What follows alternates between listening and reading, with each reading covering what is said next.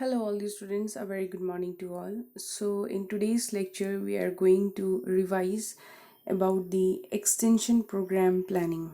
Okay, so in this extension program planning, in today's lecture, we will be revising the steps involved in the extension program planning.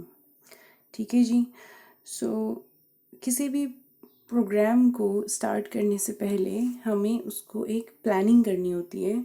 ठीक है, सबसे पहले हम plan करते हैं कि इस तरीके से ये सारे स्टेप्स फॉलो होने चाहिए, तब जाके ये प्रोग्राम जो है कंप्लीट होगा. Right.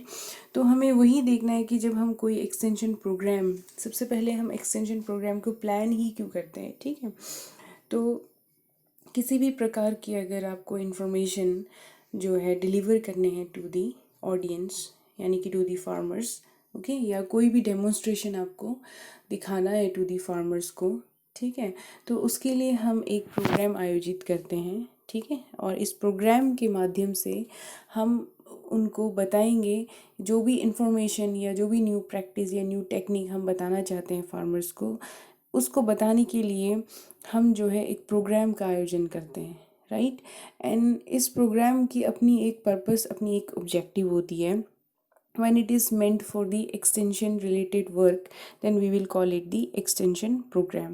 Okay, so extension program को execute करने से पहले we have to plan. हम अपनी डेली लाइफ में भी कुछ भी चीज़ करने से पहले एक प्लानिंग करते हैं कि इस तरीके से, जैसे एग्ज़ाम्स के लिए भी आप प्लानिंग करते हैं कि आप कौन सा सब्जेक्ट पहले पढ़ेंगे. ठीक है, कितने सब्जेक्ट्स में कितना पढ़ना है. तो उसी तरीके से जब हम एक्सटेंशन प्रोग्राम को आयोजित करते हैं तो उस प्रोग्राम के लिए हम प्लानिंग करते हैं ताकि प्रोग्राम जो है सक्सेसफुल रहे. राइट. तो इसमें कुछ स्टेप्स इन्वॉल्व होते हैं, वही स्टेप्स को हम, उस स्टेप्स के मीनिंग को हम समझेंगे. पहले तो कौन कौन से स्टेप्स इन्वॉल्व होते हैं ये जानना ज़रूरी है. Right. The first step in the extension program planning is the collection of facts. पहला स्टेप है, with this we will explain one by one later on. Okay, first try to memorize the steps. First step is the collection of facts. सबसे पहले हमें जो facts है, जो informations हैं, उनको collect करना होता है. Right. Second is analyze situation. Analyzing the situation. हमने information gain कर लिया. ठीक है, उसके बाद हम किसी विलेज में गए. ओके, एंड हमने वहाँ से इंफॉर्मेशन कलेक्ट कर लिया. इंफॉर्मेशन में हो सकता है कि इस विलेज की ये प्रॉब्लम्स हैं, इन प्रॉब्लम्स का सलूशन उनको चाहिए. तो हमने सिचुएशन भी एनालाइज कर लिया कि प्रॉब्लम्स ज़्यादा है, कम है, मॉडरेट है. Then we will identify the problem. Then ये जो सारी सिचुएशंस हैं, फैक्ट्स हैं, उनमें से हम प्रॉब्लम्स को आइडेंटिफाई करेंगे. ठीक है, प्रॉब्लम्स तो हज़ारों होंगे, लेकिन हम उन प्रॉब्लम्स को आइडेंटिफाई करेंगे जिनकी सबसे ज़्यादा नीड है फार्मर्स को. राइट.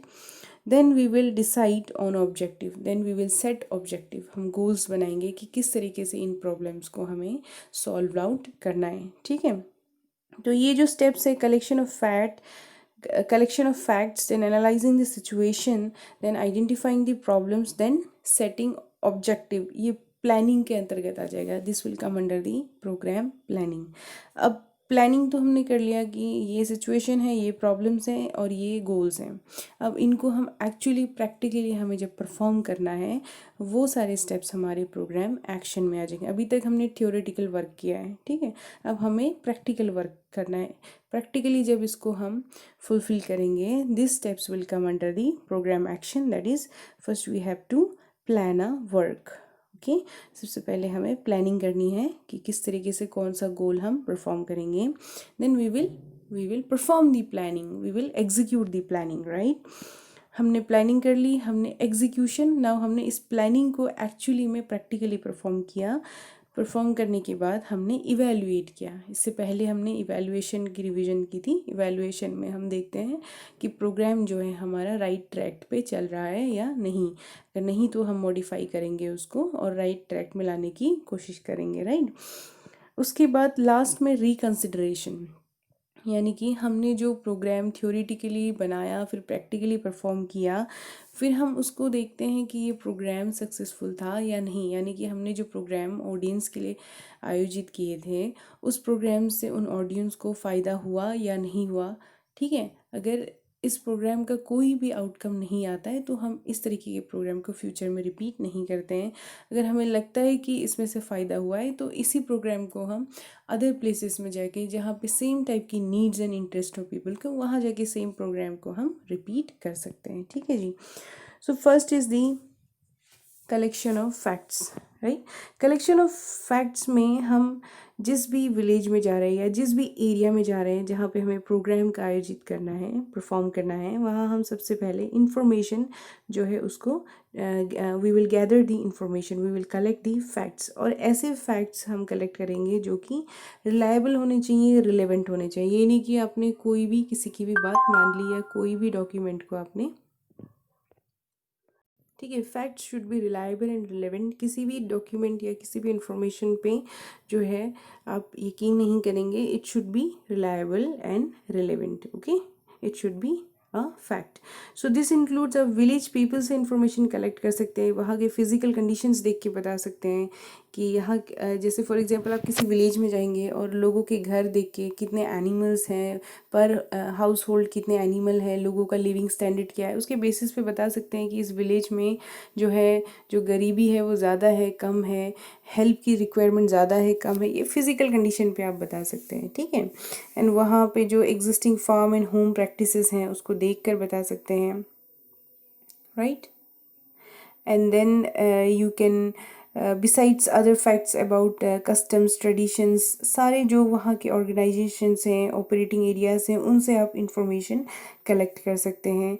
एंड ऑल्सो जो गवर्नमेंट के रिकॉर्ड्स होते हैं या सर्वे या इंटरव्यू होते हैं या केस रिपोर्ट होता है, इनके बेसिस पे भी आप फैक्ट्स कलेक्ट कर सकते हैं कि जो सोशो इकोनॉमिक स्टेटस है इस विलेज का वो किस प्रकार का है। ठीक है।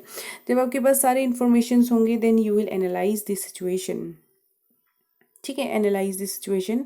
अब सिचुएशन को एनालाइज करेंगे, उसको एक इंटरप्रिटेशन देंगे, यानी कि आपको एक रिजल्ट निकाल के लाना है कि कौन कौन सी जो है प्रॉब्लम्स हैं जो कि इन विलेजर्स के लिए सॉल्व आउट करना है उनके नीड ऑफ द पीपल के बेसिस पे, राइट।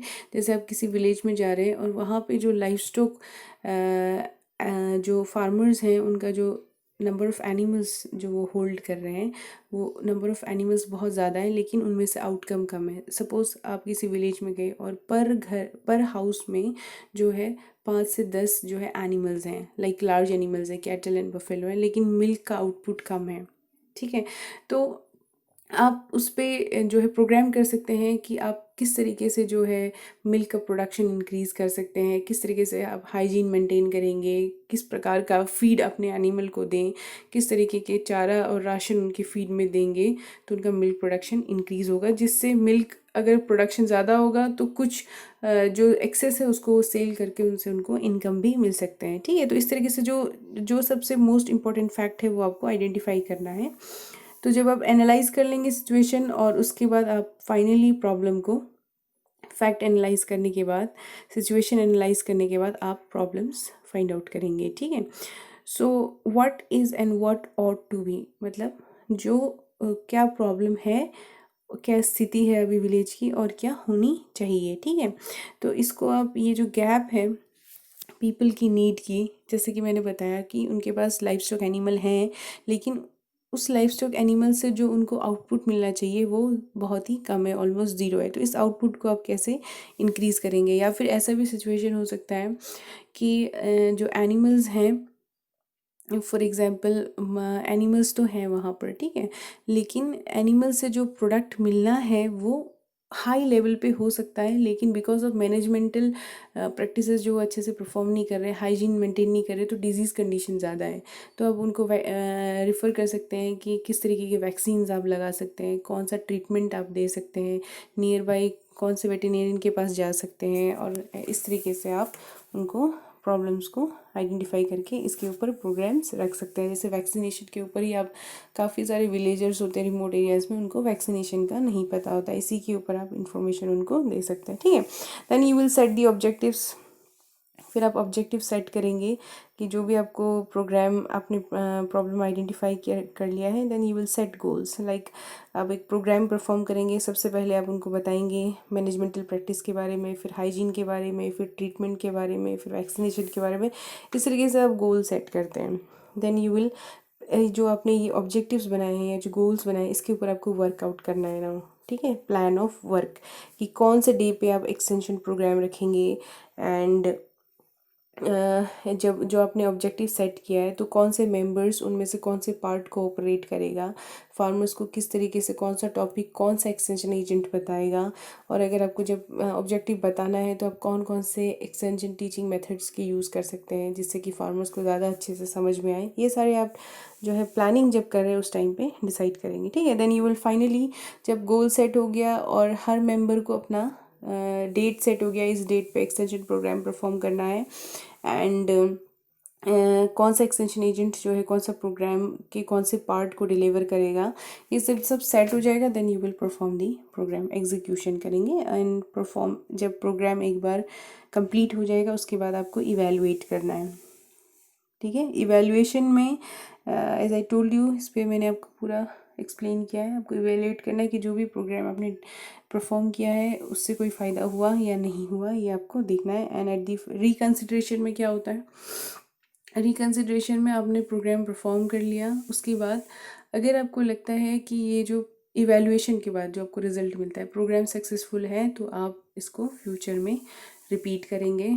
अगर प्रोग्राम में कुछ कमी रह गई थी तो आप ऑब्जेक्टिव्स में, गोल्स में जाके देखेंगे कि कहाँ कहाँ पे लैकनेस है और किधर किधर जो है आपको चेंजेस लेके आने हैं। और अगर आपको लगता है किसी भी प्रकार से ये प्रोग्राम यूज़फुल नहीं था तो अब इस प्रोग्राम को वहीं पे स्टॉप करके दूसरे प्रकार का जो है आपको फिर से ऑब्जेक्टिव्स एंड प्लानिंग्स सेट करने हैं, ठीक है। So this is all about the extension programme planning and it is very important from the exam point of view. Steps आपको याद रहने चाहिए और कौन सा स्टेप किसके बाद आएगा ये भी याद रहना चाहिए, क्योंकि कभी कभी क्वेश्चंस में पूछ लेते हैं कि एनालाइजिंग द सिचुएशन के बाद कौन सा स्टेप आएगा, इज़ फॉलोड बाय या इज़ प्रिसीडेड बाय, उससे पहले कौन सा प्रोग्राम आता है, इस तरीके से पूछ लेते हैं या स्टेप्स ही लिखने के लिए आ जाते हैं।